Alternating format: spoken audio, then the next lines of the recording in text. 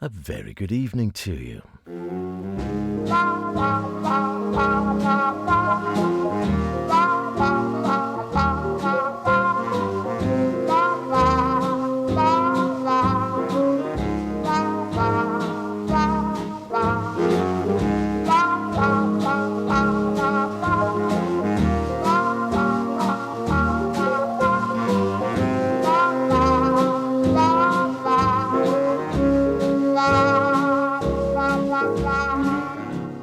And welcome along to another Sweet and Swing here on Max Radio. I'm Howard Kane. Friday night, alternating with jumping in, of course. A pleasure to have your company. What have we got? How about some Harry Hayes and his band? Celebrating the sunshine when we see it with Edmundo Ross. Some piano power, bit of Petula Clark. But to start off, it's just night and day.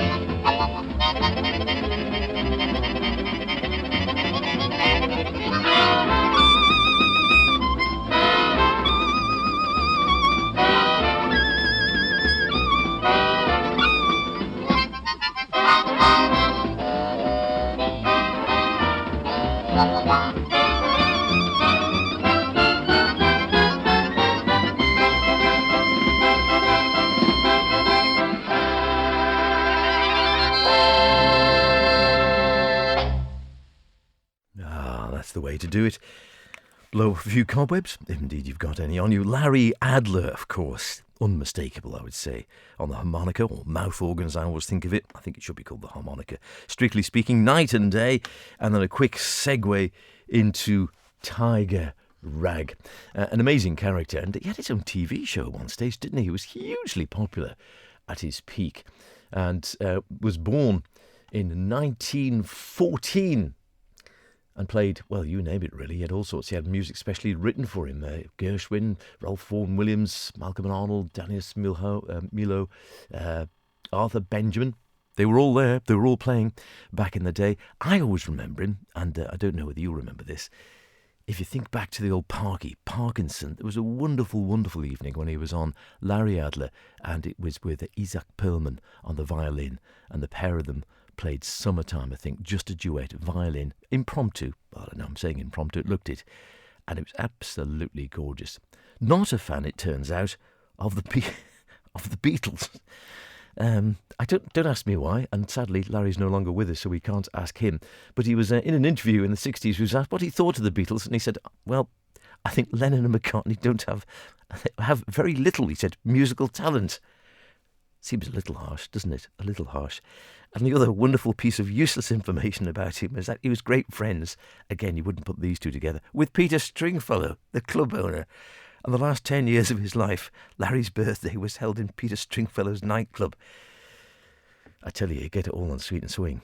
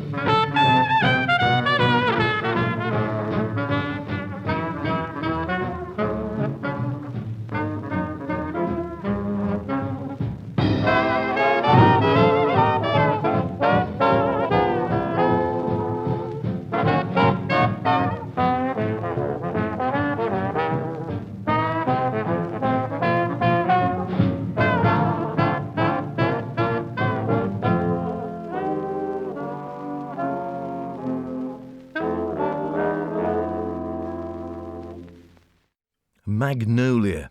I don't know whether that's the flower or the paint. Ubiquitous at one stage, wasn't it? Harry Hayes and his band. Volume 2. I must see if I've got Volume 1 lurking around in the archive somewhere. I like to think I have. If the old maestro had got them organised. He probably did, but then they got disorganised later on.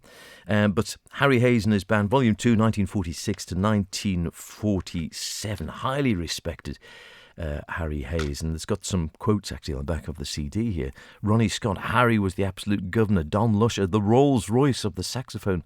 Digby Fairweather, a legendary virtuoso. Benny Green, well, Harry taught me how to play, and on it goes. An immaculate musician, says Humphrey Littleton. A living legend, says Jim Goldberg. One of the greatest players, says Alan Dale, blah, blah. On and on it goes. He was held in such high esteem.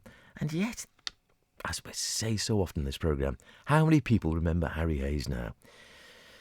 I suspect not that many outside of obviously our happy band of sweet and swing listeners and big band enthusiasts. It's not a name. I mean, Humphrey Lyttelton, I think, maybe because he crossed over to TV work and his cartoon work and such like, fronting shows on Radio 4. The name might be quite well known. But Harry Hayes, probably not, I must admit. He won a scholarship at the age of 11, and his father rewarded him with a saxophone for that and a book tutor. And he took to it like a duck to water, or a man to a saxophone, I don't know. By 16, from a starting point of that's 5 years, he had his first professional engagement. That's not bad going, is it? At the Regent Dance Hall in Brighton. And by 17, he was working in the Kit Kat Club in Piccadilly. Always fancy going to the Kit Kat Club. Can't even say it. Kit Kat Club, not the biscuit, in Piccadilly. There's a sort of false one knocking around now, or a pseudo Kit Kat Club, I think, or a recreation Kit Kat Club you can go to. But the original would have been good, wouldn't it? Can't be bad. We've got a great selection of piano power here. 20 jazz piano classics. And they don't get more classic than Jelly Roll Morton and King Porter Stomp.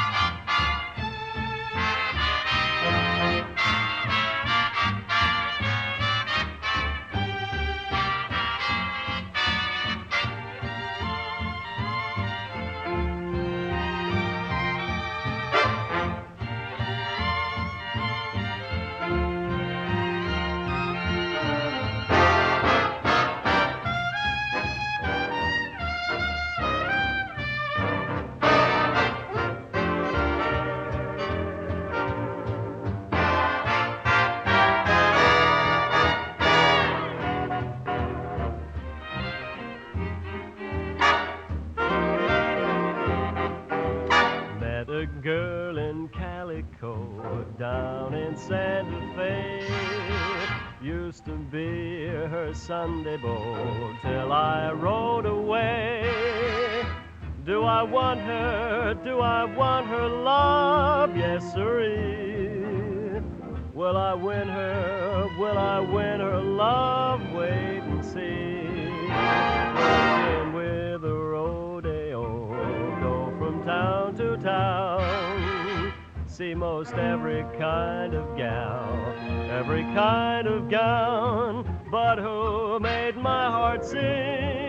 Yippee-I, yippee-oh, my little gal in calico.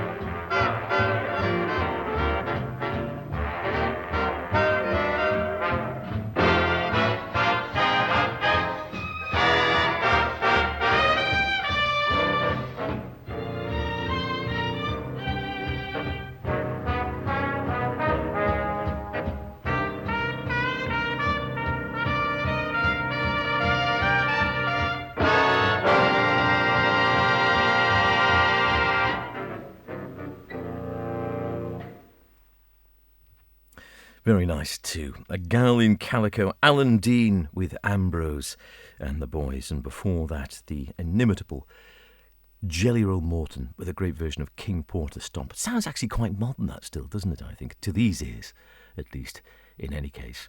And all the great nicknames they have, haven't they? All these, so many people. There's one coming up in a moment, Spike. And Jelly Roll, well, modesty forbids me to tell you how Jelly Roll got his nickname. His real name was Ferdinand, of course, but he was always known as Jelly Roll. And if you want to find out why he was called Jelly Roll, I suggest you go onto your iPad now and take a look. It makes me chuckle, but no, I won't mention it now. Better not. It's only a Friday evening. Not that late yet, is it? You might know in case you're probably sniggering. And if you're not, and you're listening on your smart speaker or your iPad, well, you could check it out as I talk and waffle. Why not? Either way, he was a great player. Might have something to do with brothels. I'll leave it there. Right, and we're going.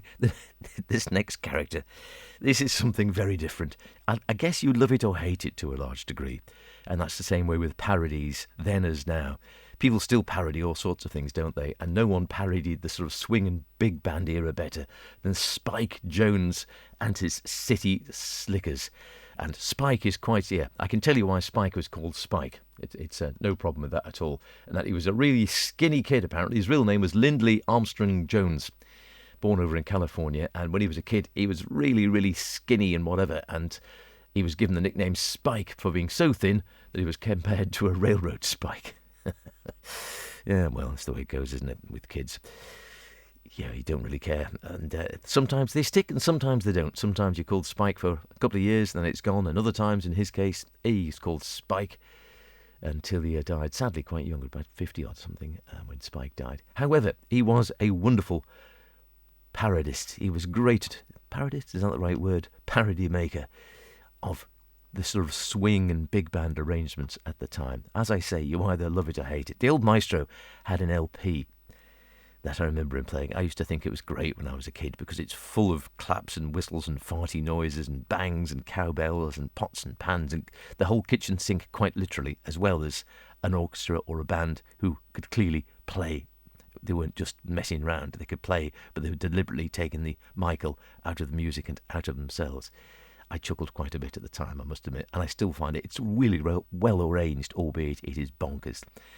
I couldn't find the LP. I think maybe my brother's got it. But I did find a cassette. A cassette, Grandad. Yes, a compact cassette, son. One of those little things that Philips invented in the late 1950s or mid-60s. Still going, back in fashion, I think, like vinyl these days. So I'm told, son. Anyway, I found a cassette, and we still have a cassette player here. So I'm going to check it out and see if it works. Spike Jones and the City Slickers, The Wacky World of Spike Jones, limited edition recordings, RCA cassette. And this is his version of Cocktails for Two. Push the button, Max. Let's hope it works.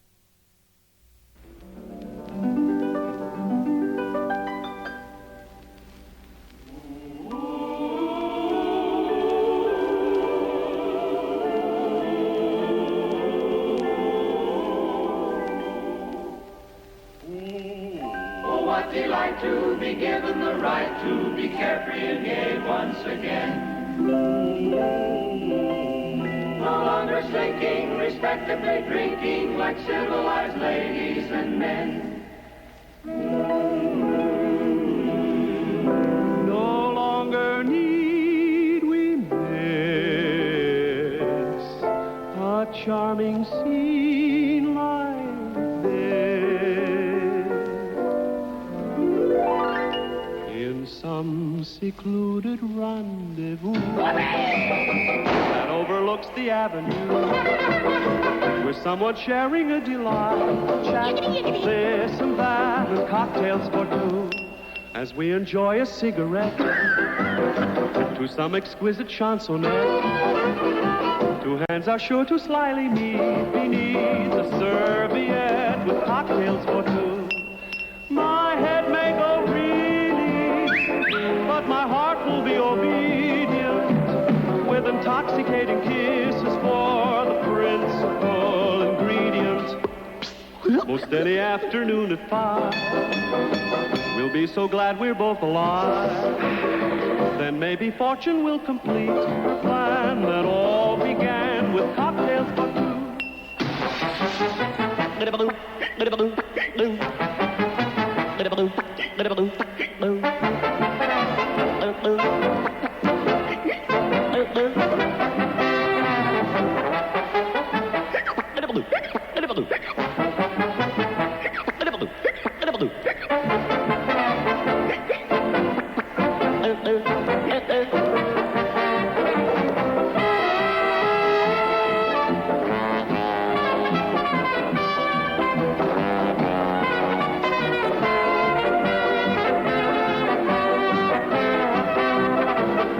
Most any afternoon at 5, we'll be so glad we're both alive. Then maybe fortune will complete her plan that all began with cocktails for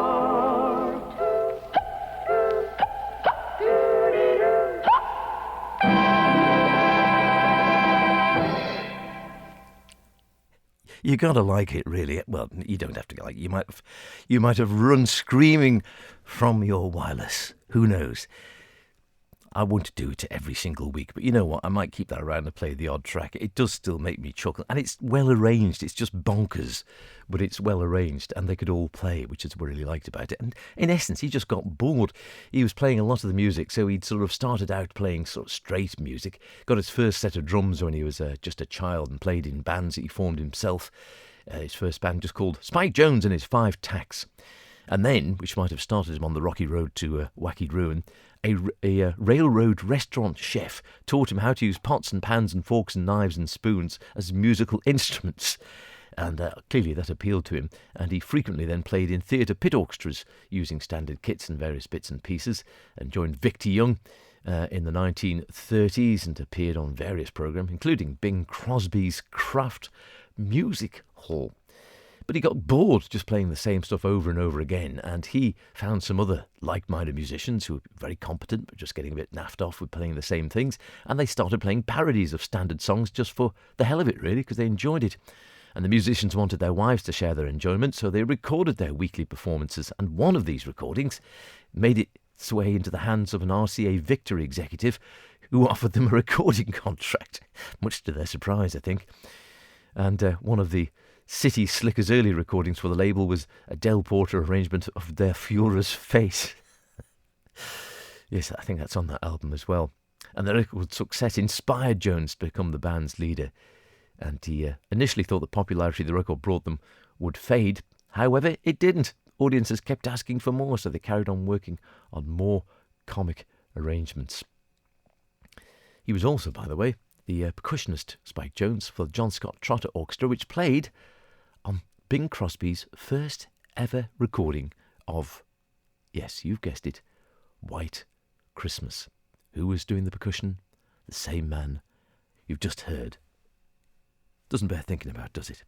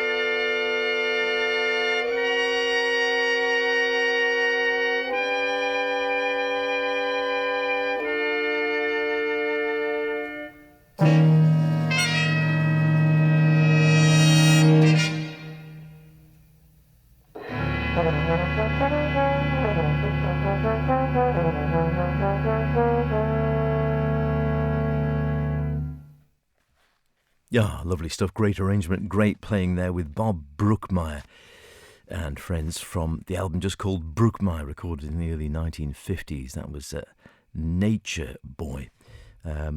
Great track, I must admit, and lovely tune and beautifully done there with lovely arrangements by, I think, Al Cohn, the wonderful sax player. I did see him many years ago playing in the Pizza Express in London. Al Cohn's arrangement there of Nature Boy, as it's remarked in the notes, a study in reflective sadness. Well, yeah, I suppose it is sort of slightly wistful, I would say, rather than sad, but there we go.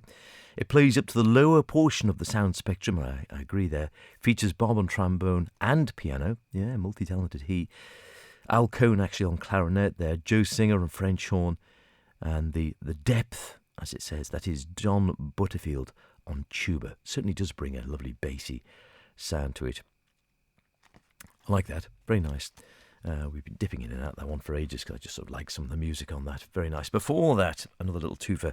We had Harlem Nocturne, another great tune by Les Brown. Les Brown and his band of renown. Of course it was. Of course it was.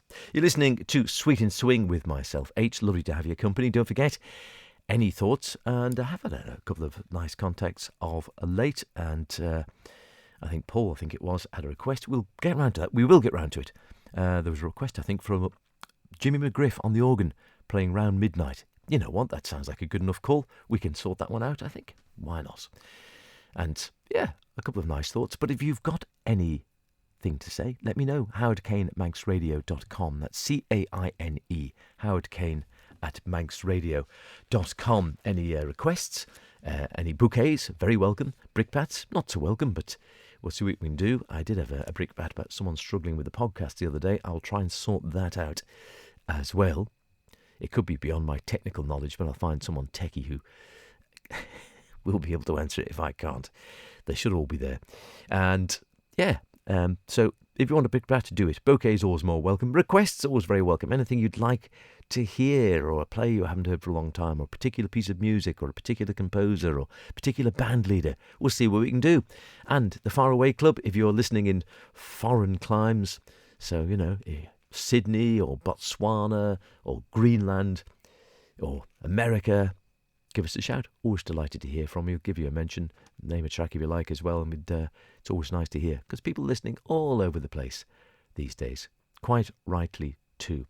Someone was listening, it was Belgium, I think, yeah, someone listening in Brussels. I think that was the gentleman who was saying that he was having trouble with the podcast. We will look into that, I promise you. But yeah, always lovely to hear from you. Or you can put pen to paper, of course. Howard Kane, Manx Radio, Sweet and Swing. And that's Manx Radio Broadcasting House, which is on the top of Douglas Head, in Douglas, in the Isle of Man, of course. IM15BW. Now that we did promise you a bit of sunshine, Lord knows we've needed it this summer. So what about Edmundo Ross? You can't get sunnier than that. We're not going to the Isle of Man. Somewhere it might be a little bit nicer. Who knows? The Isle of Capri.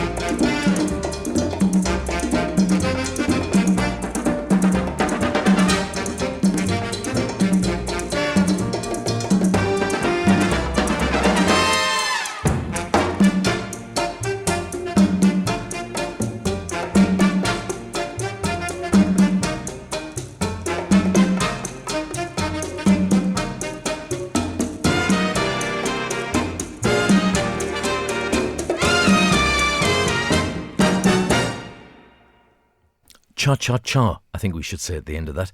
It was a cha-cha-cha, and unusually, most of the time Edmundo would be singing, but not that one, just doing percussion and playing along. Very good indeed. The Isle of Capri. Well, we're going to stay island-wide, or island-wise, because we're going to head to Mallorca. This is one that was lurking around, actually fairly recent, I think, from our friends at Avid. Petula Clark, my goodness. Five, count them, 5 classic albums on 2 CDs. They must have been fairly short albums. And I thought, yeah, well, we'll stay island-based. So why don't we go with Petula? So we'll leave Edmundo in the Isle of Capri and find Petula in Mallorca.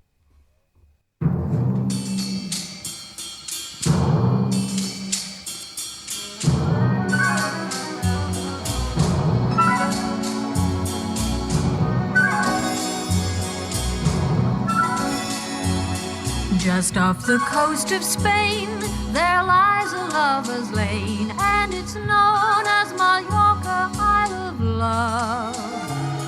There is no place on earth with gaiety and mirth like you find on Mallorca, Isle of Love. There's romance in the air, you breathe it everywhere. It's a part of Mallorca, Isle of Love. So very young when native songs are sung in the voice of Mallorca, Isle of Love. Their wealth is meant for sharing, and when two lovers meet, they never think it daring to kiss right on the street. Their love is made by moonlight or when the day is new, and even in the sunlight it's still the thing to do. There's laughter on each face, the carefree human race. That's the charm of Mallorca, Isle of Love. And once you've known its spell, you'll never say farewell, 'cause your heart's in Mallorca, Isle of Love.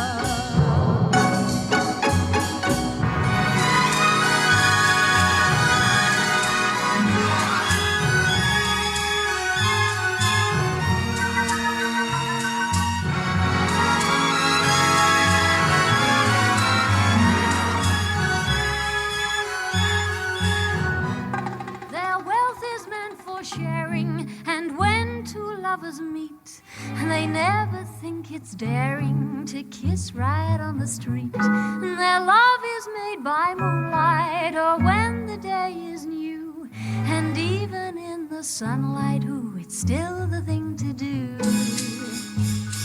There's laughter on each face, a carefree human race. That's the charm of Mallorca, Isle of Love. Once you've known its spell, you'll never say farewell, 'cause your heart's in Mallorca, Isle of Love.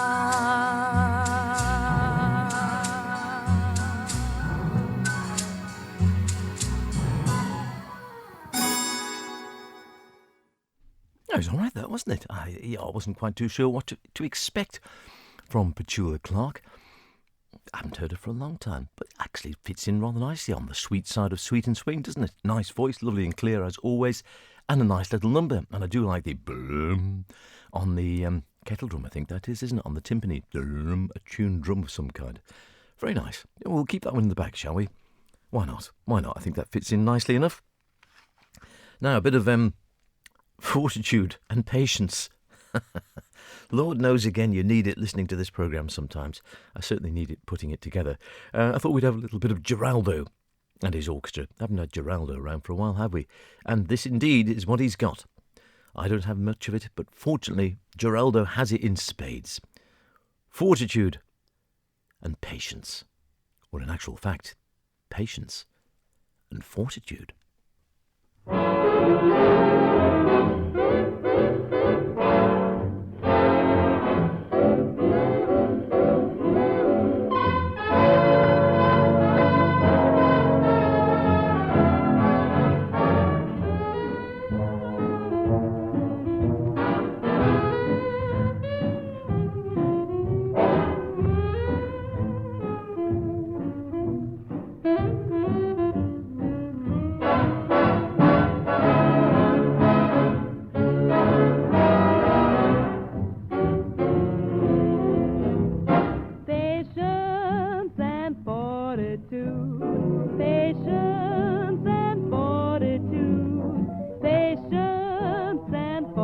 fortitude, and things will come your way. When you have solitude, can make life dull and crude. Patience and fortitude, and things will come your way. Couldn't wait for the egg to hatch. Used to burn both ends of the mash. Couldn't wait for the cake to bake, but now I can see it's a big mistake. Patience and fortitude. Patience and fortitude. Patience and fortitude, and things will come your way. Never wear away the rock with patient fortitude. Rust will spoil the strongest lock with patient fortitude. Grindstone wears away the knife with patient fortitude. Same applies to lag and wife, have patient fortitude. Patience and fortitude. Patience and fortitude. Patience and fortitude, and things will come your way.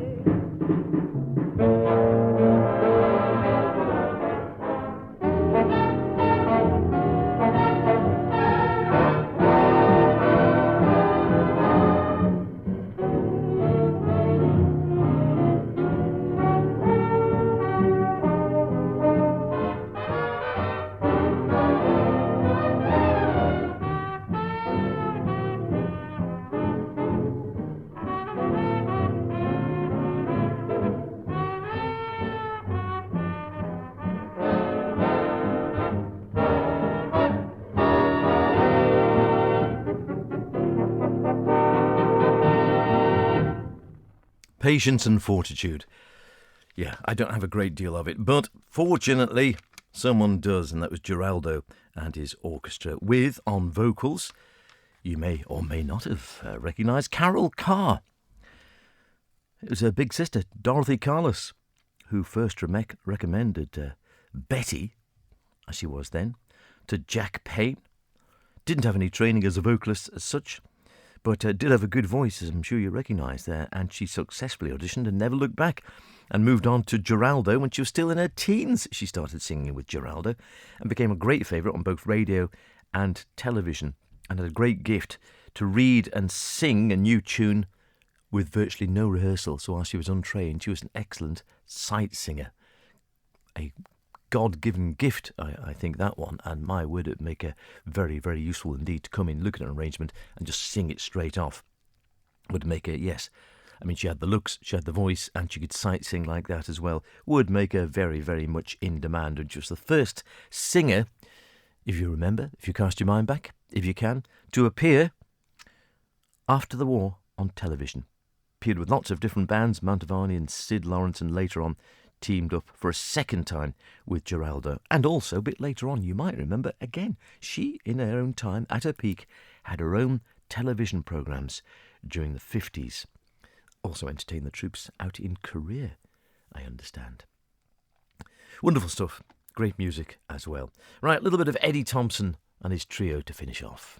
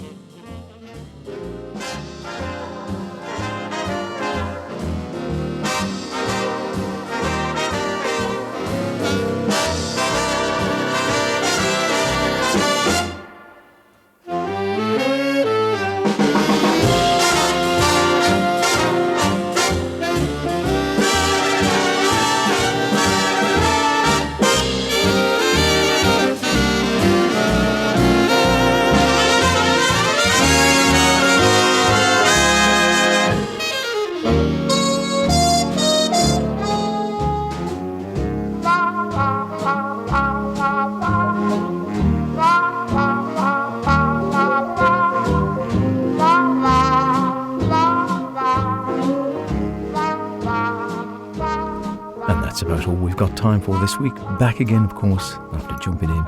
Look after yourselves, and I'll see you then. Cheerio.